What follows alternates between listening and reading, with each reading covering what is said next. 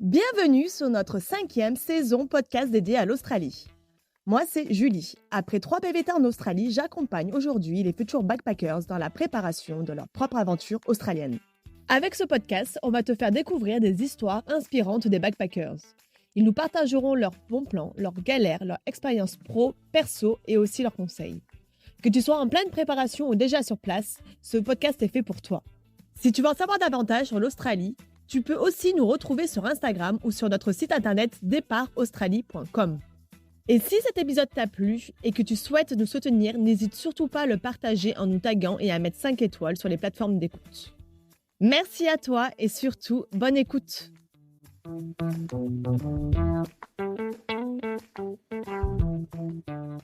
Aujourd'hui, nous sommes avec Chloé. Elle est esthéticienne en France, spa-thérapeute en Australie. Elle va nous raconter son expérience et son quotidien dans un lieu de rêve où elle valide ses 88 jours. Salut Chloé, Bonjour, comment vas-tu? ça va et vous? Ça va, merci. Pour commencer cette interview, est-ce que tu pourrais te présenter, s'il te plaît? Oui, alors, moi, du coup, je m'appelle Chloé, j'ai 23 ans et je suis en Australie, du coup, depuis, août dernier, donc août 2023. Tu as eu surtout des expériences en tant que spa-thérapeute. Quelles études as-tu fait en France? Alors, moi, du coup, en France, je suis esthéticienne, avec des spécialités, du coup, dans le massage. Donc j'ai fait un CAP BP esthétique et ensuite, j'ai, eu pas mal de d'autres diplômes, du coup, dans des formations en tant que masseuse. Donc des formations un peu plus spécifiques sur les massages. Donc massage relaxant, mais aussi, massage, chinois, asiatique, voilà. Donc tu as aussi de l'expérience, enfin tu as déjà travaillé en France. Oui, oui, oui, j'ai eu, 2 ans d'alternance pendant mes études et ensuite, après j'ai travaillé dans, différents instituts plutôt traditionnels au début et ensuite aussi des spas de luxe. Donc tu as décidé de partir en Australie. Tu es arrivé dans quelle ville? Je suis arrivée donc, au début à Melbourne pendant environ un mois. J'étais à la recherche du coup de travail, que j'ai pas forcément, trouvé. Au bout d'un mois, en fait, j'avais des retombées, mais à chaque fois, c'était un peu foireux, on va dire, sur la fin. Donc j'étais jamais vraiment prise parce qu'il y avait énormément au début quand je suis arrivée, beaucoup, bah, d'anglophones, et aussi d'Australiens qui postulaient. Donc au début, ça a été compliqué pour, avoir le 1er job en Australie. Et ensuite, j'ai juste vu une annonce sur Facebook qui disait qu'ils recherchaient du monde, en fait, dans une petite ville à 2 heures de Melbourne, donc sur la Great Ocean Road et du coup, j'y suis allée, voilà. Et donc c'était pour quel poste? C'était pour faire, de la restauration, donc du bar, parce que j'avais eu quelques expériences aussi en France en tant que barman. C'était Mmh. pour, quelques saisons, d'été que j'ai pu faire et donc là, en fait, c'était un resto qui avait plus du tout de barman et qui était un peu dans l'urgence. Donc en fait, moi, je suis arrivée et j'ai pu reprendre du coup mon poste, en bar et dans cette petite ville, ce qui était très bien, c'est qu'il y avait énormément de commerces qui recherchaient et qui recrutaient, dont notamment un spa. Donc, par la suite, j'ai pu postuler dans ce spa et j'ai été prise, immédiatement et du coup, je pouvais cumuler, en fait, ces 2 boulots. Donc, je faisais du coup le bar le soir et le matin début d'après-midi, j'étais, du coup au spa. Assez intense au niveau des horaires. Oui, oui, oui, ça avait pas été, de tout repos, sachant que du coup, on va dire j'ai commencé en septembre, donc après en fait l'été allait arriver. Donc on va dire septembre-octobre là-bas, c'était assez calme et après novembre, décembre, janvier, février, c'était plutôt la grosse période là-bas. Donc j'ai pu cumuler des fois jusqu'à 80 heures semaine facilement, ouais. Ah oui, donc tu parlais de ton niveau d'anglais, que tu étais vachement en concurrence avec des anglophones tout à l'heure et des Australiens pour trouver du travail. Toi, tu avais quel niveau d'anglais quand tu es arrivé? J'ai un niveau d'anglais même encore actuellement, on va dire passable. C'est-à-dire, que je comprends, je sais me faire comprendre. Hem, mais des fois, voilà, il va falloir, bah, surtout quand on commence un boulot et qu'on n'a jamais fait un boulot en anglais, bah, faut comprendre le patron et surtout, bah, par exemple, dans la restauration, bah, il faut pas du tout de patience. Donc bah, quand quelqu'un te dit un truc, il faut l'exécuter dans la seconde qui arrive Mmh. et du coup, bah, ça peut être très compliqué. Et après, dans le milieu du massage, c'est un peu plus différent parce qu'ils acceptent, le fait que, tu arrives un peu moins, à réagir direct parce qu'on va dire c'est, bah, c'est pas la même intensité de travail, Mmh. mais ça reste quand même compliqué parce que, bah, après ça dépend aussi de la clientèle qu'ils ont, mais ils aiment bien quand même quand ils ont une personne qui est, bah, anglophone de base ou une personne, c'est pas forcément, ta langue native, bah, ils vont préférer embaucher en premier une personne où c'est la langue native Oui. et ça a été ça la concurrence au début. Quelles étaient tes missions, dans ton premier job, en tant que spa thérapeute? Du coup, dans mon premier job, c'était, alors eux, en Australie, déjà, les diplômes, c'est pas du tout les mêmes. Donc les Mmh. qualifications, je me suis rendu très vite compte, que la qualité, c'est pas la même qu'en France. D'accord. Donc en fait, ils ont moins d'attentes comparé à la France. Même si j'étais du coup dans un spa, donc qui était quand même, enfin les prix étaient quand même assez élevés, c'était assez cher, mais pour autant, ils sont moins pointilleux, on va dire, sur les détails ou quoi. Donc moi, ils m'ont donné juste, du massage et des soins visage. Ça a été vraiment ça. D'accord. Et après tout ce qui était en fait épilation, manucure, les cils, les sourcils, les choses comme ça c'était vraiment ils donnaient ça à la fille qui était considérée comme manager là-bas. Parce que nous, du coup, on était, bah, 3 backpackeuses là-dedans et ils considéraient qu'on ne savait pas faire, alors qu'ils nous avaient jamais demandé. D'accord. Ah oui, donc assez, ouais, assez surprenant et tes collègues, backpackeuses, elles avaient aussi de l'expérience, en tant que masseuses? Oui, oui, Ouais. oui, dans ce métier-là, c'est un peu comme, quand même le métier de coiffeur.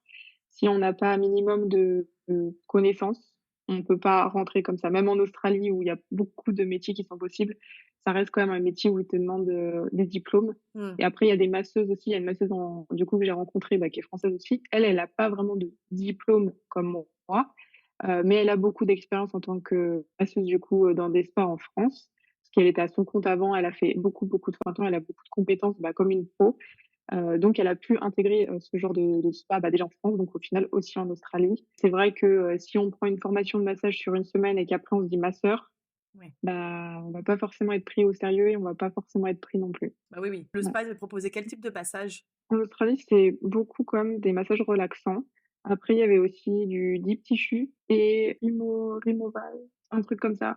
En soi, c'est, des massages relaxants, ensuite des massages un peu plus approfondis, appuyés Mmh. et après, bah, le deep tissue qui est là, c'est une autre formation. Mais bon, ils sont moins pointilleux, donc si on n'a pas cette formation-là, on peut quand même le faire, du moment qu'on a une pression assez forte et assez appuyée. Tu t'es payée à l'heure ou tu étais payée au massage, en tant que spa thérapeute? Ouais, du coup, ouais, j'étais payée à l'heure et après ça dépendait du coup certains massages. On avait par exemple quand on avait des deep tissus, on était mieux payé que si on avait un massage relaxant classique. Comme une prime en fait sur notre paye qui était, mise. Là comme ça de tête, je me souviens plus. Je crois que c'était dans les environs de 50 $ de l'heure qu'on était payé Ouais. pour un deep tissu et pour un massage, on va dire relaxant classique. En soi, dans les autres, massages que j'avais ou même soins visage que j'avais, j'étais payée 35 $ de l'heure.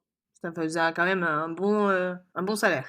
Oui, c'est beaucoup mieux payé en tout cas que, ouais, c'est mieux payé que la restauration, Ouais. où là, j'étais aux alentours de 30 $ de l'heure. Grosso modo, à peu près, une semaine de restauration là où tu étais, plus une semaine, de spa thérapeute sur la Great Road Ocean, ça te faisait combien à peu près? C'est pas comparable, parce que dans le resto dans lequel j'étais, c'est un des rares restos d'Australie dans lesquels j'ai bossé où, il y avait énormément de tips. Ah, Donc, ouais, énormément de pourboires. Et donc, on va dire, si on enlève les pourboires, oui, j'étais quand même moins bien payée au resto, mais si on n'enlève pas les pourboires, j'étais mieux payée au resto qu'au spa. C'est pour ça que j'ai gardé aussi les restos à côté. d'accord, C'est ouais. parce qu'au final, ma paye au spa était inférieure à ma paye au resto, à cause des pourboires. Mmh, d'accord, ouais, je vois. Et du coup, ça faisait combien à peu près? Ça me faisait au resto, par semaine, j'étais payée à peu près 1 500, ouais, 1 500 par semaine. Ouais, Heu donc et avec au les tips? spa, bah, du coup, j'étais pas à un temps plein au spa. Mmh. Heu, au spa, j'étais pas à un temps plein, mais j'étais quand même à 1 000 $ semaine. 1 200 et tu faisais combien d'heures, au spa? Je faisais pas loin de 30 heures, je dirais, par mois. D'accord, Par mois, à peu près, je cumulais des 8 à 9 000 $ par mois d'accord. pour, un titre indicatif. Ouais, donc ce qui est très, très bien. Ça a varié selon les mois, mais oui, oui, oui, très bien. Ah bah, oui, oui. Hem, est-ce que, c'était une ville qui te permettait de valider tes 88 jours? Non, Pas du parce que c'était dans, du coup, l'État du Victoria, donc que ce soit restauration ou quoi, ça ne validait pas. Mmh. Il fallait que j'aille en ferme. Donc je suis restée, en fait, uniquement pour mettre de côté, parce que cette ville, du coup, permettait de nous mettre, de côté pas mal d'argent avant justement d'aller à nos 88 jours, ou même si entre-temps on voulait un peu voyager, j'ai des copains d'enchaîner sur les 88 jours. Est-ce que c'est un de tes employeurs qui t'a hébergé ou tu as cherché une coloc? Est-ce que tu étais nourrie? Alors j'étais nourrie par le restaurant, et ensuite au niveau de l'ACO, alors au début en fait, cette ville-là, le vrai fléau, c'est l'ACO. Mmh. C'est justement trouver un logement, c'était, le plus gros des problèmes. J'ai fait, en 5 mois et demi, j'ai fait 5 déménagements. Ah ouais. Et comment ça se fait? La première ACO, j'étais logée, du coup, c'était, mon patron qui avait ce logement pour moi. Mais au niveau du tarif et tout, ça me convenait pas parce que je trouvais que je payais trop cher. Et ensuite, du coup, j'ai déménagé il y avait un hostel, un petit backpack, donc j'y suis allée et là, on payait quasiment rien. On était, du coup, beaucoup de Français et tout à aller là-bas, donc c'est une ambiance très cool. Mais juste avant l'été, donc c'est-à-dire, le 24 décembre pour Noël, on a reçu, la joyeuse information qu'on avait une semaine avant de partir, puisque, une grosse entreprise de cette ville-là rachetait le backpack pour ses employés. Ah! D'accord. Voilà, et comme on n'était pas employés là-bas, on Oui. devait partir. Mmh. Ouais, Sympa. et donc c'est ça, et donc là, s'en est suivi, un peu une cata. Donc certains de nos patrons ont, un peu rouspété et ont été voir, cette entreprise en particulier. Donc il a accepté, parce que c'était, du coup, le début de la saison d'été, en fait. Le 24 décembre, c'était vraiment, ça y est, tous les touristes arrivent et là, ça va être la grosse saison. Du coup, pour tous les autres patrons, ça voulait dire que la plupart de leur staff devait partir en Mmh. pleine saison et qu'ils avaient plus personne.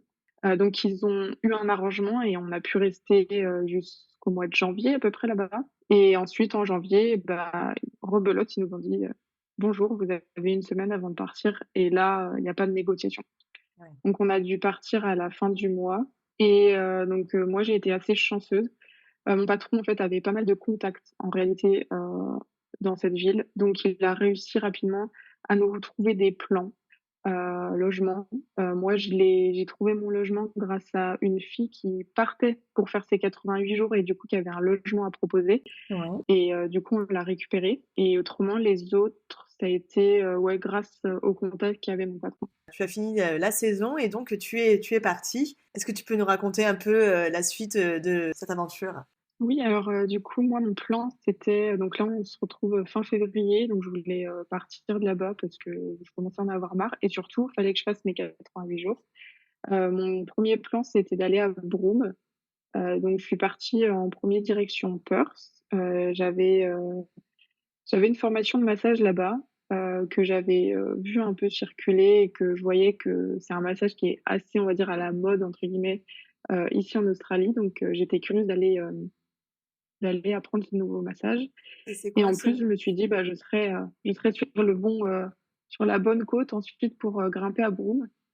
Et entre-temps, j'ai une copine, elle, qui était partie du coup à Broome au mois de, ouais, début février. Donc moi, quand je partais fin février, déjà, elle pouvait me dire s'il y avait du travail ou non à mmh. Broome.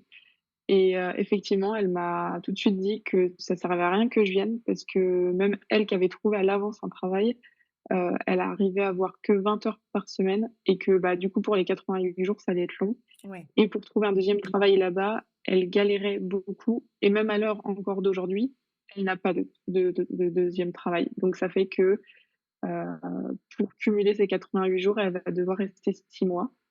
Oui, oui. Oui, donc bien la galère, ouais. Voilà, c'est ça. Donc par rapport à ça, j'ai commencé un peu à faire mes recherches un peu partout au début en Australie. Je savais pas trop où aller, mais je savais que je voulais pas du tout faire les fermes. Je voyais plein d'expériences de gens qui étaient en ferme et ça me donnait pas du tout envie. Du coup, j'avais quelqu'un qui travaillait en fait au Whitsunday déjà, Mmh. et je l'ai contacté, mais juste comme ça, même pas pour savoir s'il y avait du travail ou quoi. C'est juste, on se parlait comme ça un jour, et là, elle a commencé à me dire qu'elle voulait partir de là où elle était, et que du coup, elle recherchait quelqu'un d'autre pour, la remplacer, Ouais. et donc j'ai sauté sur l'occasion et directement je lui ai donné mon CV. Elle m'a donné du coup, l'adresse mail, quoi, et ensuite ça m'a trop motivée pour, me dire: «Bon, elle, possiblement, elle peut me donner un travail, mais c'est pas sûr». Mmh. Du coup, je me suis dit: «Ah, écoute, en vrai, il y a plein d'îles sur les Whitsunday, vas-y, prends Google Maps, zoom sur tous les resorts et envoie comme ça des CV à tous les resorts des Whitsundays». Donc en fait, sur chaque, site internet, j'ai été, regarder, du coup, les adresses mail, des trucs ou les petits trucs carrières, le genre de choses comme ça et Ouais. j'ai apply comme ça, sans savoir si vraiment ils recherchaient Oui, et du 1 semaine ou 2 après, j'ai un resort qui m'a contactée. Voilà. d'accord. Donc pas le resort où ta copine travaillait, mais un resort que tu as contacté, en envoyant une candidature spontanée? Exactement. Ouais. Parce que du coup après donc j'avais avec eux en fait ce qui était bien, c'est que quand je les ai contactés, ils avaient directement une date à laquelle ils voulaient que je commence. Ça a été tout de suite assez clair. J'ai eu un entretien même dans la foulée, enfin, donc là j'étais sûre alors que ma pote, Ouais. c'était encore un truc pas sûr. Ouais. J'avais pas eu d'entretien, j'avais pas d'appel, j'avais rien. Du coup, je me sentais pas, on va dire, en sécurité Oui, d'aller oui. à Airly Beach et au Mmh. final de me faire dire qu'en fait j'ai un refus.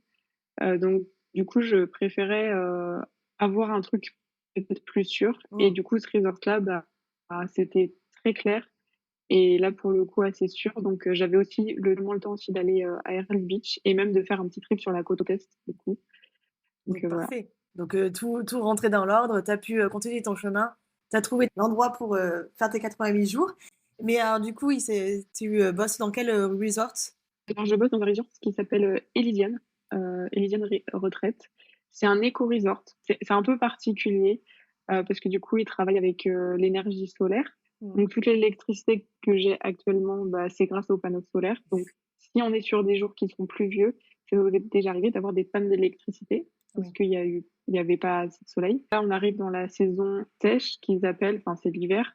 Mais du coup, c'est une saison où potentiellement il y aura moins de pluie que d'habitude et donc par exemple, pour prendre nos douches, on a 3 minutes actuellement pour prendre nos douches. C'est l'eau de la pluie aussi, donc c'est pareil, l'eau n'est pas potable. C'est quand même considéré comme un resort, de luxe et que, du coup, c'est le premier resort le plus écologique des Whitsundays. Ils ont un titre comme ça. D'accord. Voilà. Donc là, tu vis actuellement dans ce resort et tu as donc une chambre dans laquelle tu vis, c'est quoi? C'est un studio? C'est un appartement? C'est ça, en fait, on a tous nos chambres. Ouais, il y a 6 chambres, dont une où on doit la partager. Mais les autres, on a vraiment notre propre espace, donc juste c'est, une petite pièce, hein, c'est une chambre quoi, avec, un lit et quelques étagères. Après ça dépend de nos shifts, on va dire. Mais moi je reste du coup 6 jours consécutifs sur l'île et ensuite j'ai 3 jours off et ensuite après ça dépend parce que mes collègues, des fois ça varie, d'une semaine à l'autre. Moi j'ai de la chance que ce soit assez constant et régulier. 3 jours off pour 6 jours de travail ici, mais des fois il y en a qui vont avoir, 9 jours sur l'île et 5 jours après en off. Du coup, au niveau des chambres, ça veut dire que tu dois packer toutes tes affaires, les ramener toutes à Early Beach à chaque fois ou tu peux laisser des affaires, quand même, sur l'île, Oui, c'est des chambres en fait qu'on doit après laisser pour les autres parce Ouais, que du coup on pour fonctionne toi. en système de roulement, Mmh. parce que là du coup, ouais, il y a à peu près 6 chambres, et on est une équipe, de 12 à peu près, quelque chose comme ça. Donc en fait, il y a vraiment un roulement entre les équipes. Donc moi, par exemple, je travaille avec, par exemple, une autre masseuse, donc elle, je la vois quasiment jamais parce qu'en fait, quand elle revient, moi, je repars. Ouais. On fait vraiment des allers-retours. Donc oui, ça veut dire que toutes les affaires, en fait, que j'ai sur l'île, à chaque fois, il faut que je les ramène sur Earl Beach où là, on a une aco, spéciale pour le staff là-bas et il y a dans cette aco-là, j'ai pu mettre du coup mon backpack, enfin mes grosses affaires vraiment imposantes. Mmh. Et toutes mes affaires en fait, que j'ai pas besoin sur l'île parce que là, pour le coup, Airly, on n'a pas, notre chambre à nous, mais on a des placards où on peut stocker nos affaires. Ouais, Voilà, donc c'est pas plus mal quand on arrive chargé, quoi. c'est ça, exactement. Ce soir, ils faisaient tes plats ou c'était toi qui devais faire tes plats, faire tes courses? Enfin voilà, l'organisation, quoi, pour tes repas. Oui. Oui, du coup, on doit faire nos courses et on doit se préparer à manger. Après, il y a, alors c'est pas tous les soirs, mais de temps en temps, on a des staff dinner. Du coup, là, il va y avoir quelqu'un qui va devoir préparer, un repas pour le soir. Mmh. Mais ça, on va dire que par semaine, c'est voilà, 3 à 4 fois par semaine que D'accord. ça se passe. Bon, c'est déjà bien. Oui, c'est déjà bien. Donc, il y a un repas gratuit du soir par semaine. Ouais. Donc vous avez des cuisines, communes partagées avec tout le staff? C'est ça. D'accord. Entièrement, bah, tout est commun. Après, du coup, bah, que ce soit sur Herly ou sur, ici, enfin, sur l'île, on a tout le temps une cuisine commune. Après, les cuisines sont quand même relativement différentes. Entre l'île qui est ici, on a beaucoup de problèmes avec les insectes, donc les fourmis, les mouches et les araignées et les serpents. Mmh. Alors que sur Herly, c'est un cadre plus ville, Ouais. donc on a beaucoup moins de soucis avec les bêtes. Après, quand même, on reste dans le Queensland, on reste dans un climat qui est assez quand même spécial. Et du coup, les fourmis, c'est vraiment le gros fléau, je dirais. Ouais, Vraiment. ouais. Donc, bien à prendre en compte, quoi. Et ben, maintenant, on va parler un peu de ton boulot alors.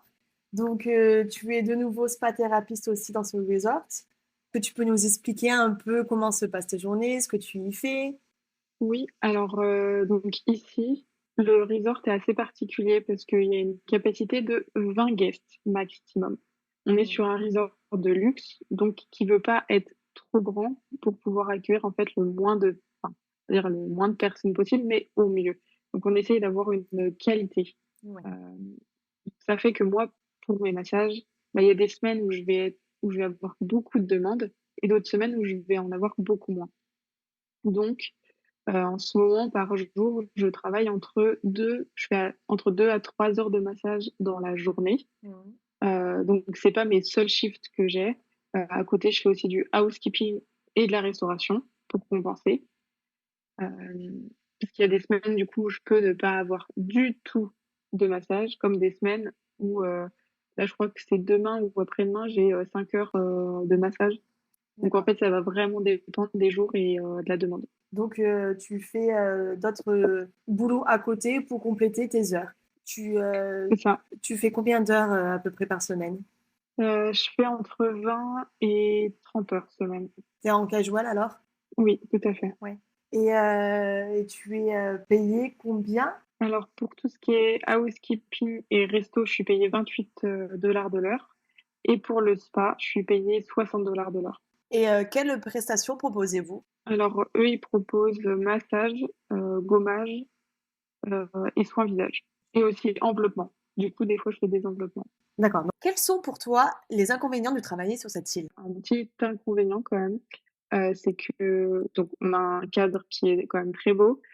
Par contre, quand on a du coup des trous, on va dire dans nos shifts, on n'a pas le droit de se baigner là où les guests peuvent se baigner. Ça veut dire qu'en fait, actuellement, je suis à 5 minutes à pied grand maximum de la plage et je n'ai pas le droit de me baigner sur cette plage-là. Donc ça peut être un peu frustrant, mais comme c'est la plage en fait où les guests vont se baigner, donc nous, en fait, il y a une autre plage où on a le droit d'aller, mais c'est à voilà 45 minutes approximativement de marche et faut rentrer dans la forêt avec, son petit bâton et essayer d'éviter, des araignées et des serpents, voilà.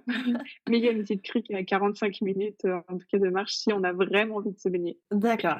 et Est-ce et que après aussi on peut aller prendre les paddles et les kayaks si, on a envie de ça. On a la possibilité de prendre les paddles et les kayaks là où les guests, vont se baigner. et bon les plages, parce que moi les Whitsunday, je connais la plage la plus connue, j'y suis allée, mais est-ce que c'est la même plage? Enfin, le même genre de plage? Alors c'est pas du tout le même genre de plage. Alors cette plage-là, je l'ai pas encore, vue, mais je vais aller la voir, la semaine prochaine, donc j'ai très hâte. Mais c'est une plage effectivement avec une eau quand même relativement transparente. Là, en Mmh. plus avec, vraiment j'ai vu la différence entre, bah, on va dire l'été et l'hiver qui arrive. C'est-à-dire que l'eau, elle n'a plus du tout la même couleur. Là, actuellement, tout le monde nous dit que le mois de juin, c'est le meilleur mois pour aller aux Whitsundays et je crois que je suis complètement d'accord parce Ah que oui? là, actuellement, l'eau, elle est turquoise, transparente. Ah! On commence à voir, des raies mantas, des requins. Alors, quand je dis des requins, c'est des petits requins qui sont inoffensifs, hein. Oui, il y a aucun souci. Il y a aussi des tortues et bientôt, logiquement, il devrait aussi bientôt avoir des dauphins et des baleines. Ah ouais? Mais c'est vrai qu'avec les bateaux à moteur, les dauphins, ça peut être très, très compliqué de les voir à cause, bah, des transferts de bateaux qu'il y a sur l'île. C'est un mécano quoi, c'est trop bien. Ah oui, non, mais c'est sûr que le cadre, il est très, très beau et D'ailleurs, il y a un avantage ici, j'ai oublié de parler, mais de temps en temps, bah, les guests prennent du coup des boat tours ou des excursions quoi, la journée. Mmh. Il est obligé qu'un de nous se dévoue pour aller à l'excursion avec eux. Ah ouais? Donc j'ai pas encore eu cette chance-là, mais je sais qu'il y a plusieurs de mes collègues déjà qui ont fait 3-4 tours, comme ça, c'est tout à fait gratuit pour nous. On doit les accompagner, du coup leur emporter, leur pique-nique et tout ça et aller Ah! avec eux. Donc c'est plutôt cool. Ah bah oui, Et c'est mais pas mais du coup, ouais, c'est pour les c'est pas chaperonner, en fait, c'est juste pour amener leur pique-nique et porter, leurs affaires? c'est ça, D'accord, exactement. OK. Et après pour, on va dire, faire les randos avec eux en fait pour, bah, je sais pas si jamais il y a quelqu'un qui se blesse ou quoi, qu'on soit là et qu'on ait, on va dire, des pansements, enfin des petites choses ou quoi pour, si jamais il se passe un truc. Ouais, Mais d'accord. c'est très rare qu'il se passe Oui, un accident, quoi. oui, oui.